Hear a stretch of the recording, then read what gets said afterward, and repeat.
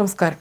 കർണാടകയിലെ പ്രശസ്തമായ ധർമ്മസ്ഥല ശ്രീ മഞ്ജുനാഥ ക്ഷേത്രത്തിലെ ദുരൂഹ മരണങ്ങളിൽ SIT അന്വേഷണം നടക്കവേ ക്ഷേത്രത്തിനും ട്രസ്റ്റികൾക്കും പിന്തുണയുമായി കർണാടകയിലെങ്ങും ഭക്തജന കൂട്ടായ്മകളുടെ പ്രതിഷേധങ്ങൾ.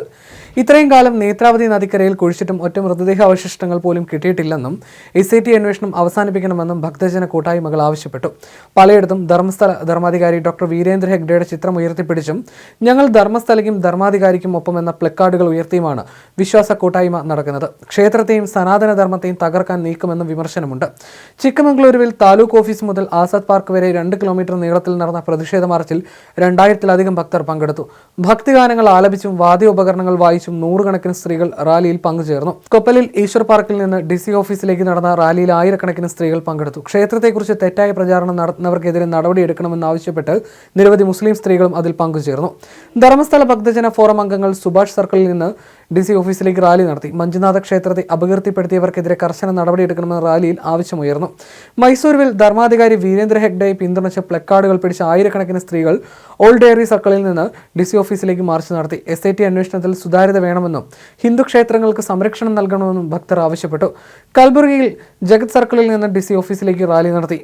വ്യാജ യൂട്യൂബർമാർക്കും ധർമ്മസ്ഥലയുടെ പ്രതിച്ഛായയ്ക്ക് കളങ്കം വരുത്തുന്ന വ്യക്തികൾക്കുമെതിരെ നടപടിയെടുക്കണമെന്ന് പ്രതിഷേധക്കാർ ആവശ്യപ്പെട്ടു.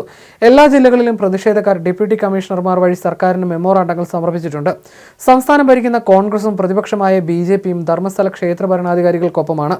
എന്നാൽ ധർമ്മസ്ഥലയിലെ ദുരൂഹ മരണങ്ങൾ അന്വേഷിക്കണമെന്ന് പറഞ്ഞ് രംഗത്തെത്തിയ വിവിധ തിരോധാന കേസുകളിൽ പ്രതിനിധീകരിക്കുന്ന ധർമ്മസ്ഥല ആക്ഷൻ കമ്മിറ്റി പറയുന്നത് നേത്രാവതി നദിക്കരയിലെ തിരച്ചിലിൽ മൃതദേഹാവശിഷ്ടങ്ങൾ കണ്ടെത്തിയെന്നാണ്. 13 പോയിന്റുകളായി വേർതിരിച്ച് നടത്തിയ കുഴിക്കലിൽ 100ഓളം അസ്ഥികളും നിരവധി തലയോട്ടികളും കണ്ടെത്തിയെന്നാണ് ഇന്ത്യ ടുഡേയും ന്യൂസ് 18 പറയുന്നത്. ഇത് ആക്ഷൻ കമ്മിറ്റി ഭാരവാഹികളും ശരിവെക്കുന്നു. എന്നാൽ ഒറ്റ അസ്ഥി പോലും കിട്ടിയിട്ടില്ലെന്നും ഇപ്പോൾ കുഴിക്കൽ നടക്കുന്ന 13ാം പോയിന്റിൽ നിന്ന് മൃതദേഹാവശിഷ്ടങ്ങളൊന്നും കിട്ടിയിട്ടില്ലെങ്കിൽ തിരച്ചിൽ അവസാനിപ്പിക്കാൻ മുഖ്യമന്ത്രി സിദ്ധരാമയ്യ SITക്ക് നിർദ്ദേശം നൽകിയെന്നുമാണ് കന്നഡ മാധ്യമങ്ങൾ പറയുന്നത്. ഇതിലേതാണ് ശരിയെന്ന് ഇനിയും വ്യക്തമല്ല. SIT ഉദ്യോഗസ്ഥരാകട്ടെ ഒരു കാര്യവും മാധ്യമങ്ങളോട് പറയുന്നുമില്ല. മൃതദേഹങ്ങൾ കുഴിച്ചിട്ടുവെന്ന് പറയുന്ന നേത്രാവതി നദിക്കരയിൽ 13 ഭാഗങ്ങളാക്കി തിരിച്ചാണ് പരിശോധന നടത്തുന്നത്. സൈറ്റ് നമ്പർ 6-ൽ നിന്ന് ഒരു അസ്ഥികൂടം ലഭിച്ചുവെന്ന് ആക്ഷൻ കമ്മിറ്റിയും ഇരകളുടെ അഭിഭാഷകനും വെളിപ്പെടുത്തിയിരുന്നു. ഇതിനുശേഷം 11-നടുത്ത് നിന്നാണ് കൂടുതൽ മൃതദേഹാവശിഷ്ടങ്ങൾ കിട്ടുന്നത്. കണ്ടെത്തിയ അസ്ഥികളിൽ 5 എണ്ണം പല്ല്, 1 താടിയെല്ല്, 2 തുടയെല്ല്, ബാക്കിയുള്ളവ പൊട്ടിയ നിലയിലുള്ള അസ്ഥിഭാഗങ്ങളുമാണ്. ബാക്കിയുള്ള ഭാഗങ്ങൾ ഏതൊക്കെയെന്ന് തിരിച്ചറിയാൻ വിശദമായി ഫോറൻസിക് പരിശോധന നടത്തുമെന്നാണ് അന്ന് പറഞ്ഞു കേട്ടിരുന്നത്. 11ാമത്തെ പോയിന്റിൽ നിന്ന് മാറി നടന്ന തിരച്ചിലാണ് ഏറ്റവും കൂടുതൽ അസ്ഥികൾ കണ്ടെത്തിയത്. ഇങ്ങനെ കാട്ടിൽ 3 മീറ്റർ കുഴിച്ചപ്പോഴാണ് നിരവധി അസ്ഥികൂടങ്ങൾ കണ്ടെത്തിയെന്നാണ് പറയുന്നത്. എന്നാൽ ഏറ്റവും കൂടുതൽ മൃതദേഹങ്ങൾ മറവ് ചെയ്തുവെന്ന് സാക്ഷി പറയുന്ന 13ാമത്തെ പോയിന്റിൽ നിന്ന് ഒരു മൃതദേഹം കണ്ടെത്തിയിട്ടില്ല. എന്നാൽ SIT ഇതൊന്നും തന്നെ സ്ഥിരീകരിച്ചിട്ടില്ല. ഇപ്പോഴും ധർമ്മസ്ഥലയിൽ എന്താണ് സംഭവിക്കുന്നത് എന്നതിനെക്കുറിച്ച് കൃത്യമായ വിവരം അതിനാൽ തന്നെ കിട്ടിയിട്ടുമില്ല.